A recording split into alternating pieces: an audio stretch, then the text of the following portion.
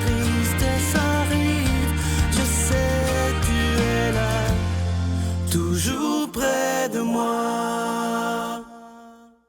Bon vendredi, bienvenue à votre émission La Victoire de l'amour. Comme on le fait toutes les semaines, on rejoint quelqu'un qu'on apprécie beaucoup. Je sais que vous l'appréciez énormément. Elle est médecin, chirurgienne en ORL, la docteure Valérie Julie Brousseau.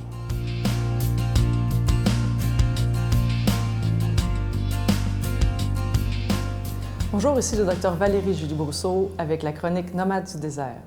La semaine dernière, on a parlé du contenu émotif de la personne qui s'exprime et que nous avons à écouter pour bien saisir le sens du message. Aujourd'hui, je vais vous parler de l'écoute comme manière de communiquer. L'écoute, souvent, ce qui arrive, c'est qu'on a envie de répondre avec des mots.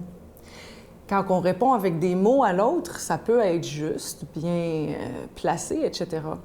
Mais le fait d'écouter en soi, la manière dont nous écoutons l'autre, communique déjà quelque chose de fondamental à l'autre. Première chose que ça communique, c'est la valeur et la qualité de la relation que nous avons avec l'autre. Quand je prends le temps d'écouter et je cherche à trouver le sens contextuel et affectif, émotionnel, psychologique de ce que l'autre me dit et que je le démontre physiquement avec l'attention que je pose à l'autre, avec l'effet miroir que je fais. Si l'autre est triste, j'embrasse sa tristesse. Si l'autre est joyeux, j'embrasse sa joie et je la démontre moi aussi, je la reflète. Ça démontre que j'adhère à son message. Alors, je donne une valeur infinie à mon écoute parce que cette capacité-là de réception est vraiment importante pour que l'autre puisse arriver au travers de son message à se donner. Et moi, quand j'arrive à accueillir l'autre, je me donne aussi à l'autre. Je lui ai dit, sans mots, par ma manière d'être, par ma manière de l'écouter, la valeur que l'autre a pour moi et la valeur que la relation que j'ai avec l'autre a pour moi. C'est une chose qu'on ne peut vraiment pas tricher. On ne peut pas faire assemblant d'écouter l'autre. Le moment que vous faites assemblant d'écouter l'autre, l'autre le sait. On est dans une espèce de cage de verre par rapport à l'écoute. On le sent, on est des êtres humains. On ne peut pas, comme on dit en bon québécois, on ne peut pas faker ça. Il s'agit d'abord et avant tout d'être conscient de l'impact que notre manière d'être a avec l'autre. Parce que si l'autre ne se sent pas écouté dans l'ensemble de son message, dans son contenu puis dans son affectivité, il est certain que déjà, sans qu'on ait dit un seul mot, la relation vient de se briser. Parce que l'autre sait qu'il a beau dire n'importe quoi, on n'est pas là. On n'est pas là pour lui, on n'est pas là avec lui. C'est tout un défi, vous savez. Le plus gros défi, je dirais, si vous voulez vérifier jusqu'à quel point que vous êtes capable d'écouter l'autre, essayez d'être en silence avec quelqu'un. Les deux en silence. Si vous avez déjà été en amour, vous avez déjà fait cette expérience-là, vous êtes capable d'être avec la personne que vous aimez, main dans la main, puis pas dire un mot, puis tout s'est dit. Parce que votre disposition à l'écoute est juste et votre disposition va communiquer à vous donner, elle est juste et elle est reçue mutuellement, réciproquement. Si vous faites ça avec monsieur, madame, tout le monde, dans le contexte où on a à parler, cette même disposition-là est nécessaire pour vraiment arriver à bâtir des liens et arriver à se comprendre les uns les autres. Je vous invite à y réfléchir et à faire le petit pas de plus pour y penser même dans votre prière. Comment vous disposez-vous à écouter? Est-ce qu'il y a du bruit ou est-ce que vous accueillez? Notre Père qui es aux cieux, que ton nom soit sanctifié, que ton règne vienne, que ta volonté soit faite sur la terre comme au ciel. Donne-nous aujourd'hui notre pain de ce jour. Pardonne-nous nos offenses comme nous pardonnons à ceux qui nous ont offensés. Ne nous laisse pas entrer en tentation, mais délivre-nous du mal, car c'est à toi qu'appartient le règne, la puissance et la gloire pour les siècles des siècles. Amen. Dans le cadre des festivités du 25e anniversaire de la Victoire de l'amour, nous vous invitons à un pèlerinage inoubliable en France, en compagnie du père Michel-Marie-Brigitte Bédard, Miguel Padilla et la participation occasionnelle de Sylvain Charon. Nous visiterons Lourdes, Saint-Malo, Mont-Saint-Michel, Lisieux et Paris. Nous assisterons au spectacle musical Bernadette de Lourdes qui attire les foules du monde entier. Célébration eucharistique avec le père Michel-Marie, du 25 septembre au 6 octobre 2020. Information 1-877-277-4412.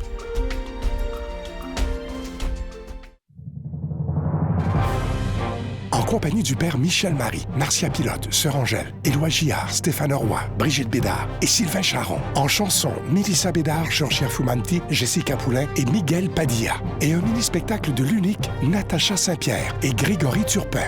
Les 6 et 7 juin 2020 à 13h et 19h à la salle Maurice-Aubry de Sherbrooke. À réserver rapidement au 514-523-4433 ou sans frais au 1-888-811-92-91.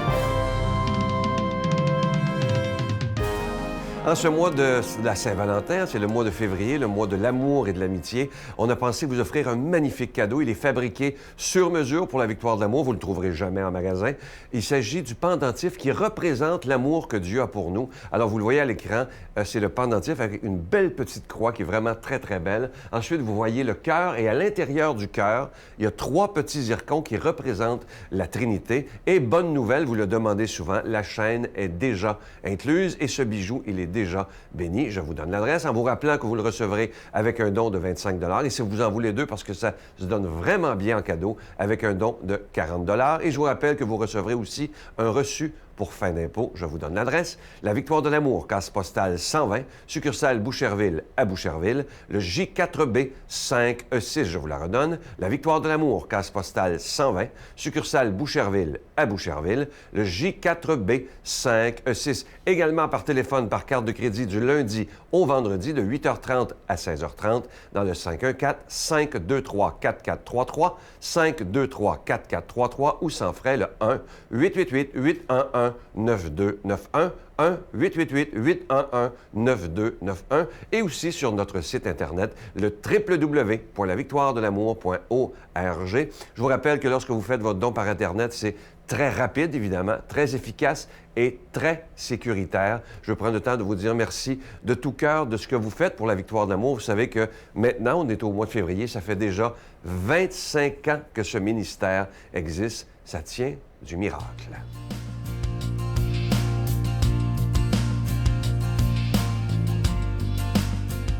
Mon Dieu, donnez-moi la sérénité d'accepter les choses que je ne peux changer, le courage de changer les choses que je peux et la sagesse d'en connaître la différence. Amen.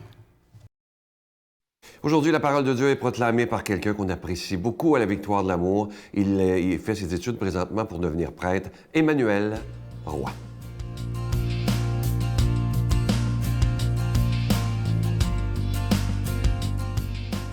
Bonjour à toi qui nous regarde aujourd'hui.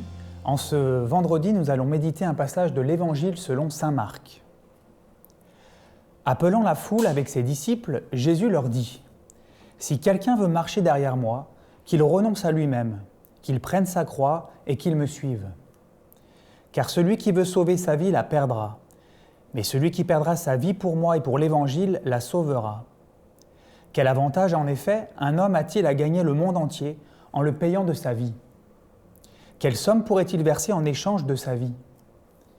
Si quelqu'un a honte de moi et de mes paroles dans cette génération adultère et pécheresse, le Fils de l'homme aussi aura honte de lui quand il viendra dans la gloire de son Père avec les anges. » Il leur disait « Amen, je vous le dis, parmi ceux qui sont ici, certains ne connaîtront pas la mort avant d'avoir vu le règne de Dieu venir avec puissance. » Ici, Jésus nous parle des conditions qu'il faut avoir pour marcher à sa suite.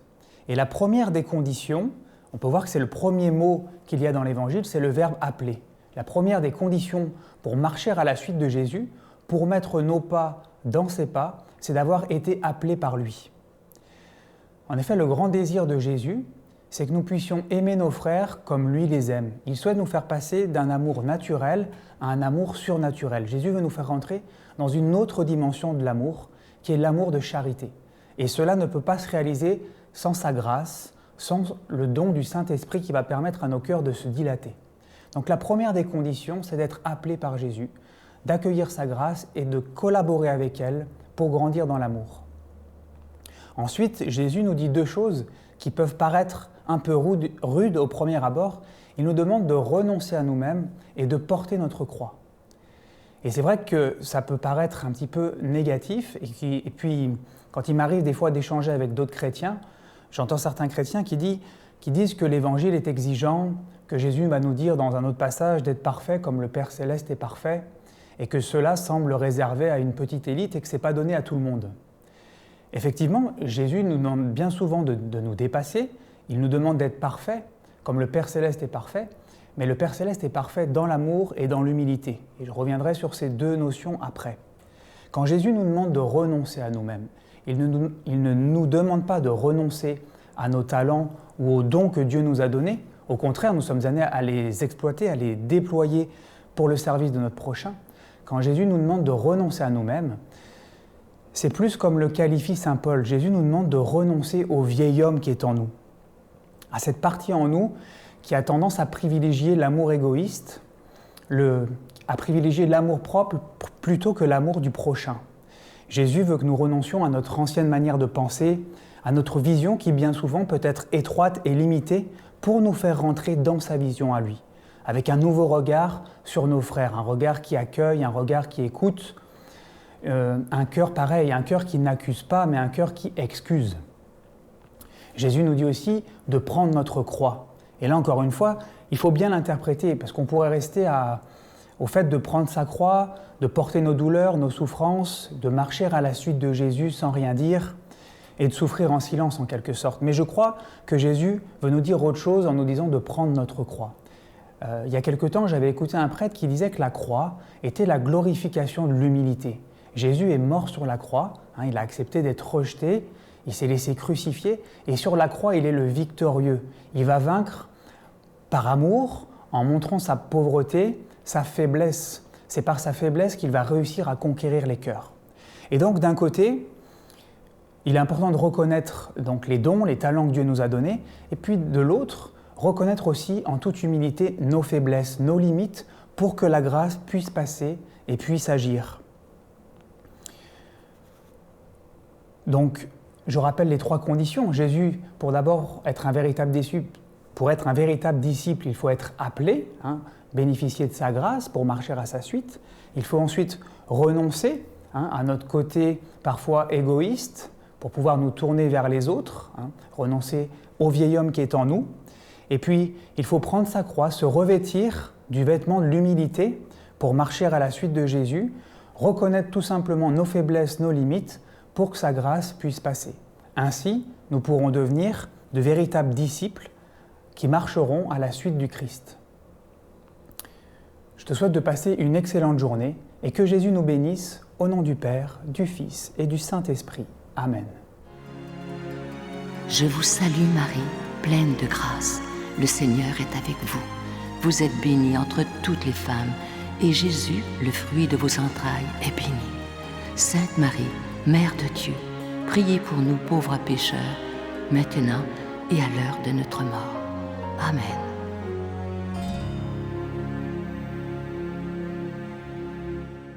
Je vous invite vraiment à ne pas manquer l'émission de ce dimanche. J'ai rencontré une femme extraordinaire, Hélène Cyr. Elle était la plus jeune personne à devenir vice-présidente de Bombardier, c'est pas rien.